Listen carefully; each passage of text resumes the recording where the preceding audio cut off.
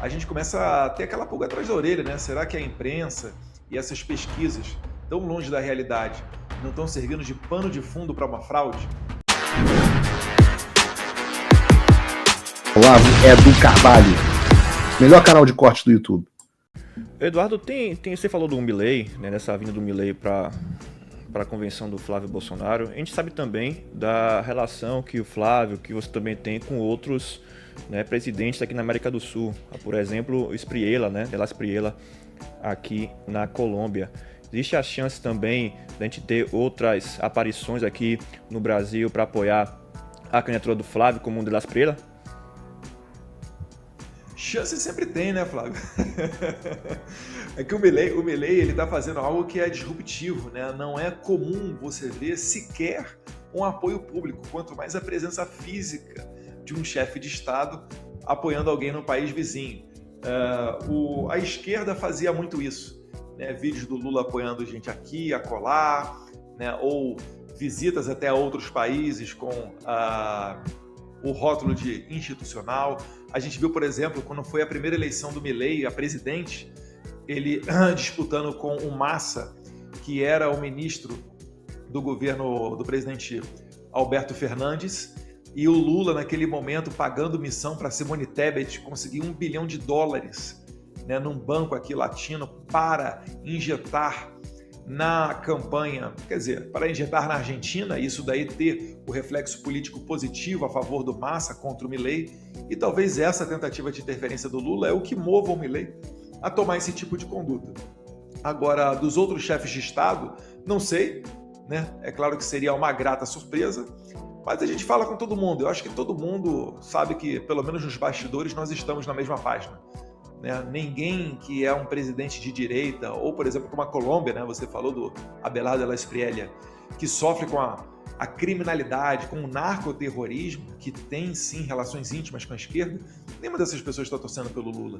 Né? É natural que elas estejam torcendo pelo Flávio Bolsonaro, e você resgatou um ponto até interessante, não foi a sua pergunta, Flávio, mas se a gente for ver, por exemplo, a campanha do Abelardo de la Espriella, ela foi muito mais disputada do que a eleição brasileira.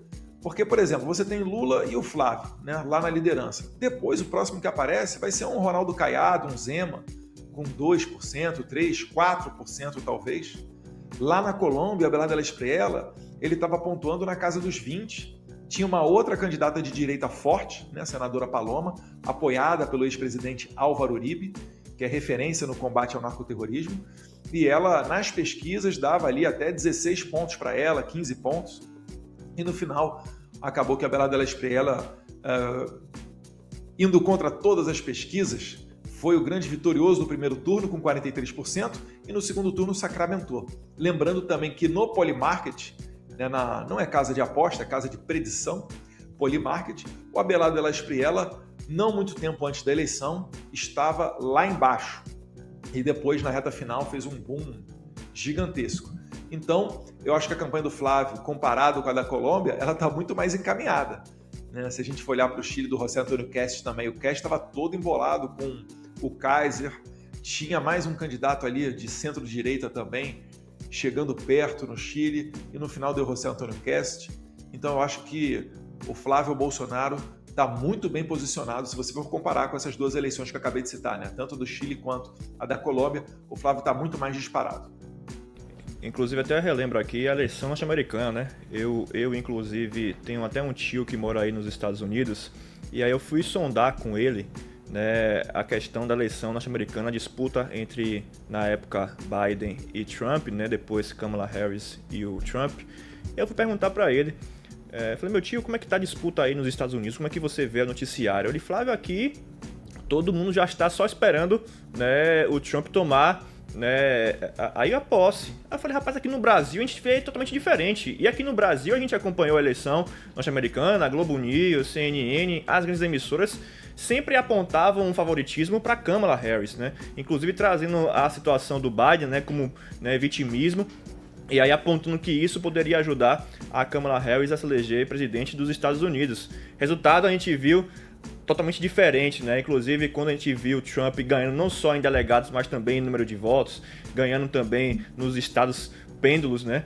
Houve aqui na imprensa brasileira uma surpresa, mas quem acompanhou, né, a eleição norte-americana desde o início, inclusive com bastidores daí dos Estados Unidos, Eduardo, viu que realmente a tendência era o Trump voltar, devido ao desastre que foi a presidência do Joe Biden, né, economicamente, moralmente, né, entre outros assuntos também que foram realmente, que colocaram os Estados Unidos no lixo, né, mundial. E aí o Trump veio resgatando também todos esses pontos essenciais para uma nação se tornar mais uma vez grande, né? Então você vê também o peso da imprensa, né, para poder influenciar em uma situação. Você lembrou bem a Colômbia, né? O Spila era talvez o terceiro nome a ser colocado nas pesquisas e acabou ganhando eleição. O Trump não era favorito aqui no Brasil e acabou eleito, né, não só em delegados, mas também em número de votos.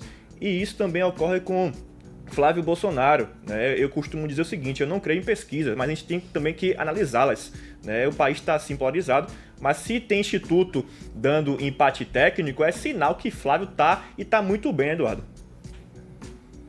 É aquela margem de erro ali, por exemplo, do Datafolha, né, de 20 pontos.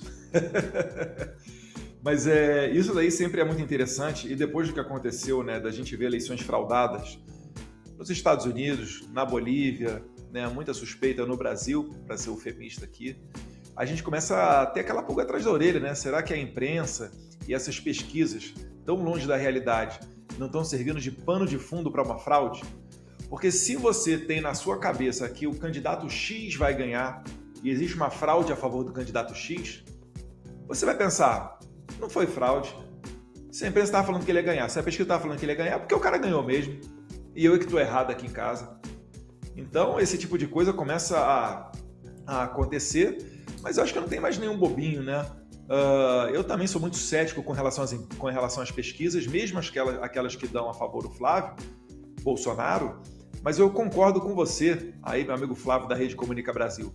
Eu acho que sempre cabe você analisar, todos os partidos fazem pesquisas internas, né? Existem metodologias diferentes de um instituto de pesquisa para outro. Isso daí também você tem que considerar, tá?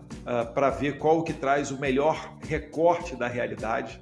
E aí você conseguir ali ter uma noção, porque o Brasil é muito grande, é um país de 200 milhões de habitantes, né? Devem ter aí, eu vou chutar, de 100 a 150 milhões de eleitores. Então é complicado você ter essa medição. É por isso que eu acredito muito no Datapovo. Porque quando um candidato vai à rua e arrasta uma multidão, aquela multidão que está num evento político, ela não está ali para ver um filme no cinema, para ver um jogo de futebol, né? Ou para assistir um agradável culto na igreja.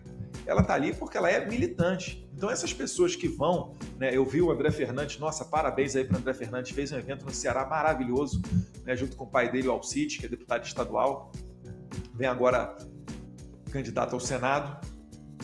Deixa eu ver se eu mudar de câmera aqui melhora. Então, aquelas pessoas que estavam ali no Ceará, elas são multiplicadoras. Elas vão ali sair daquele local e vão para a rede social, vão para a padaria, vão para o futebol do final de semana, almoço em família, culto da igreja, e vão invariavelmente acabar falando do André Fernandes, né, do Flávio Bolsonaro, do Alcide, que vem candidato a senador. Então, eu vejo com muito mais confiança o Datapovo do que o Datafolha, meus amigos. O Trump voltou. Isso já deve ter tirado um peso das suas costas. Mas e o Brasil? O nosso país continua atolado e achar que só a vitória do Trump vai resolver tudo é ilusão. Nada vai mudar sozinho. E pode ter certeza de uma coisa: ficar xingando muito nas redes sociais não vai fazer diferença nenhuma. Você vai continuar esperando alguém fazer alguma coisa por você? Um político? Um salvador da pátria? Esquece. Se ninguém tomar uma atitude, nada acontece. Eu estou fazendo a minha parte. Eu parei a minha vida por isso. Mas, se você quer saber como pode ajudar sem precisar largar tudo, a resposta é simples: apoiando quem está na linha de frente. Sem esse apoio, sem essa linha de suprimento, esse trabalho morre. Sem estrutura, ninguém avança.